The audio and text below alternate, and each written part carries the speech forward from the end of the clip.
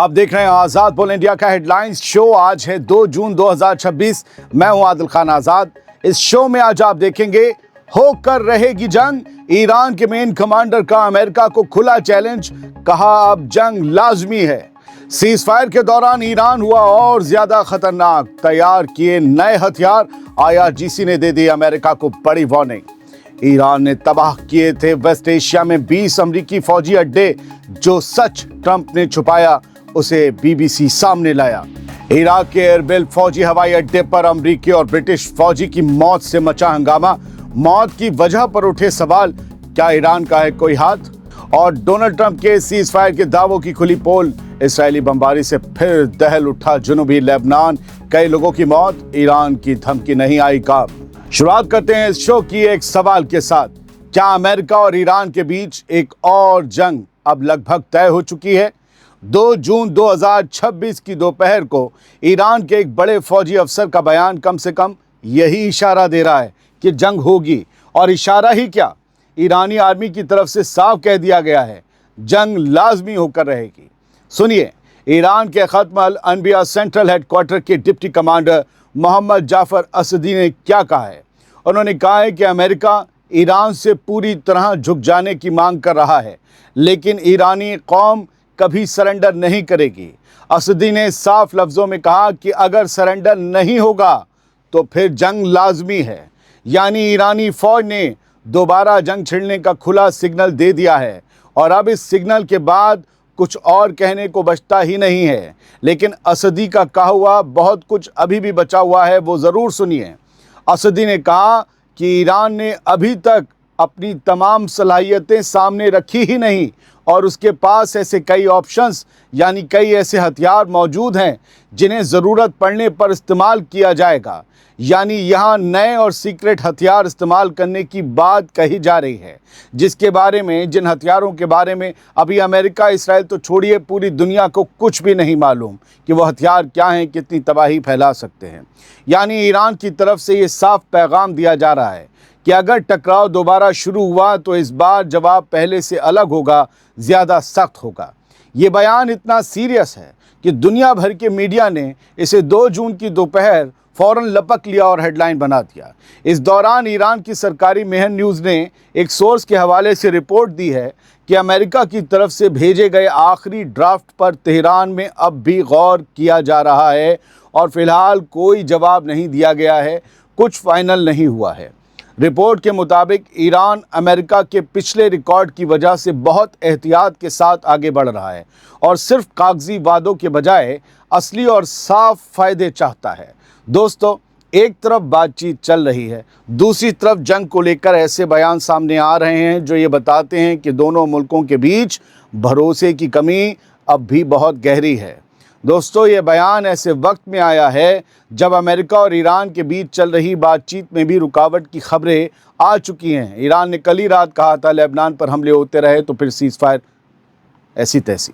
दोनों तरफ से सख्त बयान आ रहे हैं और अब बड़ा सवाल ये है कि क्या बातचीत आखिरी वक्त पर कोई रास्ता निकाल लेगी या फिर मिडिल ईस्ट एक बार फिर अमेरिका और ईरान के सीधे टकराव की तरफ बढ़ रहा है?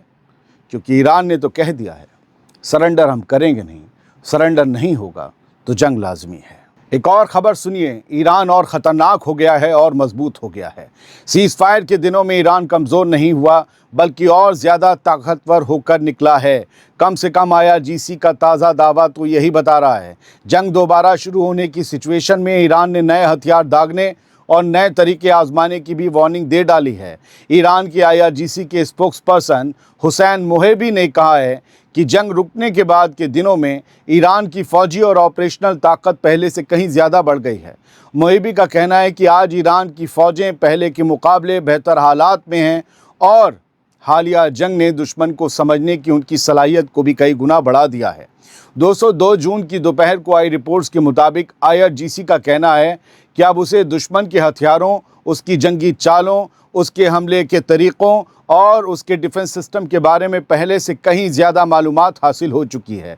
यानी ईरान ने अपने दुश्मन का हिफ्ज़ कर लिया है। मोहिबी ने कहा कि अगर दुश्मन दोबारा जंग के मैदान में लौटा तो इस बार ऑपरेशन का तरीका, जंग का मैदान और इस्तेमाल होने वाले हथियार सब कुछ अलग होगा। बिल्कुल नई स्टार कास्ट के साथ एक नई फिल्म दिखाएंगे दुनिया को। IRGC ने दावा किया कि ईरान की जंगी ताकत में कोई कमी नहीं आई है और जो दावे किए गए थे कि ईरान की समुद्री ताकत या उसकी ऑपरेशनल सलाहियत ख़त्म हो गई है, वो सही नहीं है, गप्पबाजी है। दोस्तों, मोहिबी ने ख़ास तौर पर हुर्मुज़ का जिक्र करते हुए कहा कि अमेरिका ने ज़मीन, समंदर और हवा में अपनी सारी बड़ी ताकत झोंक दी, लेकिन इसके बावजूद वो चंद मिनटों के लिए भी हुर्मुज़ का कंट्रोल ईरान से छीन न सका। IRGC का कहना है कि इसी तजुर्बे ने ईरान की फोर्सेस को और ज़्यादा तैयार किया है और अब हर मुमकिन सूरत हाल के लिए ईरानी फ़ौज की तैयारी पहले से कहीं ज़्यादा मजबूत है। दोस्तों, अब सवाल ये है कि क्या ये सिर्फ ताकत दिखाने वाले बयान हैं, नुमाइश हैं, या फिर ईरान वाकई आने वाले किसी नए टकराव के लिए अपनी फ़ौजी तैयारी को एक नए मरहले तक, एक नए फेज़ तक पहुंचा चुका है? आप भी बताइएगा। हालांकि हम और आप एक ही चीज़ें पढ़ते हैं। आगे बढ़ते हैं, बहुत अहम खबरें अब आगे आने वाली हैं थोड़ा सा ब्रेक के बाद। दोस्तों, आप सोचते होंगे कि अमीर लोग अपनी जॉब से ही करोड़ों रुपए कमा रहे होंगे। सच ये है, सिर्फ जॉब से कोई अमीर नहीं बनता और इसीलिए मैं आपको इंट्रोड्यूस करवाना चाहता हूं मार्केट वुल्फ से। ये एक सेबी रजिस्टर्ड ऐप है जो इंडिया में काफ़ी तेज़ी से बढ़ रही है। चलिए मैं आपको दिखाता हूं कि क्यों ये ऐप इन्वेस्टिंग के लिए परफेक्ट कही जा रही है। देखिए, मैंने यहाँ लॉगिन कर लिया। यहाँ जो फॉलो ट्रेंड फीचर है, इसमें आपको रियल टाइम में वो ट्रेड्स दिखते हैं जिसमें लोगों ने प्रॉफिट बनाया और आप ये प्रॉफिटेबल ट्रेड्स एक टैप में ट्रेड कर सकते हो बिना किसी गैस वर्क के। ये देखिए, मैंने बस क्लिक किया फॉलो ट्रेंड पर, ट्रेड को प्लेस किया और बस ट्रेड चालू हो गया मेरा। आप यहां बहुत छोटे से इन्वेस्टमेंट अमाउंट से भी ट्रेडिंग शुरू कर सकते हैं और जिनको डर लगता है कि बड़ा नुकसान हो गया तो क्या करेंगे, उसका भी सॉल्यूशन है इनबिल्ट स्टॉप लॉस फीचर। मतलब जैसे ही लॉस एक लेवल तक पहुंचता है, ये खुद स्टॉप लगा देता है ताकि आपका ज्यादा नुकसान ना हो। देखिए, मेरा लाइव ट्रेड चल रहा है। मैंने बस स्टॉप ट्रेड ऑप्शन पर क्लिक किया और बस 1856 रुपए का प्रॉफिट बुक हो चुका है, वो भी सिर्फ 3 टैप में। मार्केट वुल्फ ऐप आपको फ्री रिकमेंडेशंस भी देता है। जिन लोगों ने इनके सब रिकमेंडेशंस फॉलो किए, उन्होंने एक दिन में 11,060 रुपए, मई महीने में 30,849 रुपए और पिछले पूरे साल में 5,03,940 रुपए का प्रॉफिट बुक किया और इस प्रॉफिट पे इनका कोई कमीशन नहीं लगता।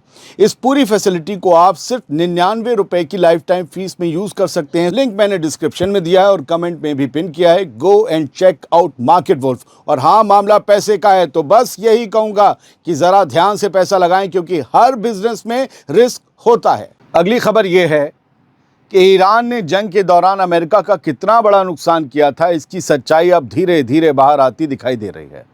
BBC वेरीफाई की एक नई रिपोर्ट के मुताबिक जंग शुरू होने के बाद से ईरान ने वेस्ट एशिया के 8 मुल्कों में मौजूद कम से कम 20 अमरीकी फौजी ठिकानों को निशाना बनाकर नुकसान पहुंचाया।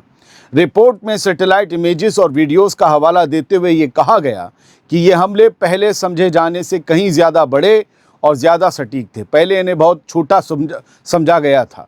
दोस्तों, रिपोर्ट के मुताबिक सऊदी अरब, UAE, Qatar, Kuwait, Iraq, Jordan, Bahrain और ओमान में मौजूद अमरीकी ठिकाने इन हमलों की चपेट में आए थे। ऐसा कोई है नहीं अरब मुल्क जो बच गया हो। इन हमलों में एडवांस्ड एयर डिफेंस सिस्टम्स, हवा में ईंधन यानी तेल भरने वाले एयरक्राफ्ट्स, रिफ्यूलर्स और रडार्स को करोड़ों डॉलर का नुकसान पहुंचने की बात कही गई है BBC की रिपोर्ट में। BBC वेरीफाई का कहना है कि सामने आए सबूत बताते हैं कि ईरान के जवाबी हमले सिर्फ सिंबॉलिक नहीं थे, बल्कि उन्होंने कई अहम फौजी ठिकानों को भारी नुकसान पहुंचाया था और इस नुकसान को अमेरिका अपना भोकाल टूटने के डर से छुपा रहा था। सब सामने आ चुका है। रिपोर्ट में यह भी कहा गया कि नुकसान झेलने वाले अमरीकी अड्डों की असली तादाद 20 से भी ज़्यादा हो सकती है और कुछ एनालिस्ट इसे 28 तक बता रहे हैं। दोस्तों, अमेरिका लगातार ये कहता रहा है कि उसने ईरान की फौजी ताकत को भारी नुकसान पहुंचाया है, लेकिन अब सामने आ रही सैटेलाइट इमेजेस एक दूसरी तस्वीर भी दिखा रही हैं, जिसमें अमेरिकी ठिकानों पर हुए नुकसान की झलक दिखाई देती है। BBC वेरीफाई ने कहा कि पेंटागन ने इस रिपोर्ट पर कोई तफसीली जवाब नहीं दिया और ऑपरेशनल सिक्योरिटी का हवाला देकर कमेंट करने से इनकार कर दिया। बोले no comment, it's a personal matter of security, national security. यानी 8 अप्रैल को जो जंग रुक गई थी वो अमेरिका ने अपने और नुकसान से बचने की वजह से रोकी थी क्या? और अमेरिका के नुकसान की सच्चाई अब जून 2026 में जाकर सामने आ रही है, तो ये सवाल बनता है। ये रिपोर्ट बता रही है कि नुकसान सिर्फ एक तरफ नहीं हुआ था, बल्कि ईरान के जवाबी हमलों ने भी अमेरिका को ऐसे झटके दिए जो डोनाल्ड ट्रंप के लिए एक बदनुमा दाग बन चुके हैं। अब सवाल ये है कि अगर 20 से ज़्यादा अमरीकी ठिकाने वाकई तबाह या बर्बाद हुए तो क्या इस जंग की असली कहानी दुनिया को अभी तक पूरी तरह बताई ही नहीं गई? हुआ क्या है?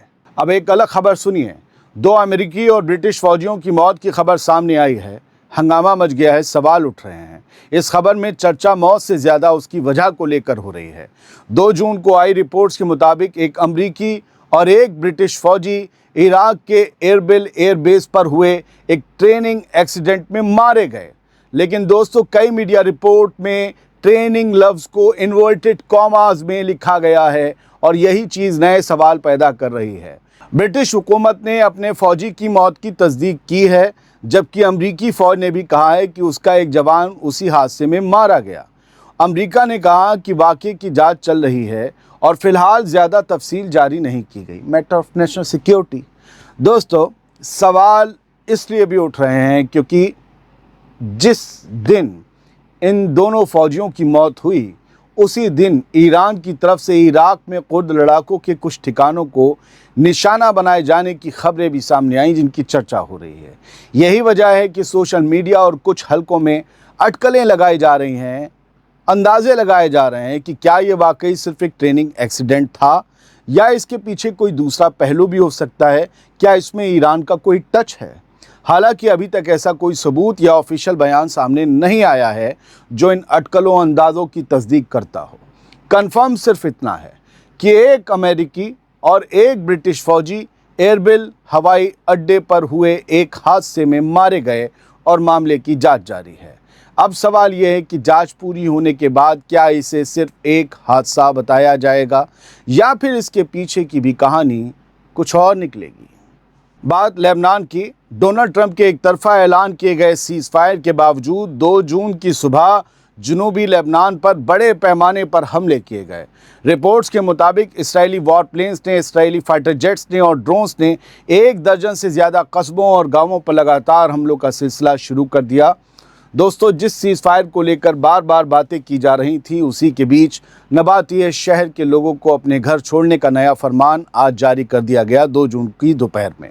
इस्राएली फ़ौज ने कहा कि नबातिह के लोग फ़ौरन इलाका खाली करें और ज़हरानी दरिया के उस पार चले जाएं क्योंकि आगे और हमले किए जाएंगे। लेकिन ज़मीन से सामने आने वाली तस्वीरें सिर्फ वार्निंग की नहीं हैं, बल्कि तबाही की भी हैं, मौत की भी हैं।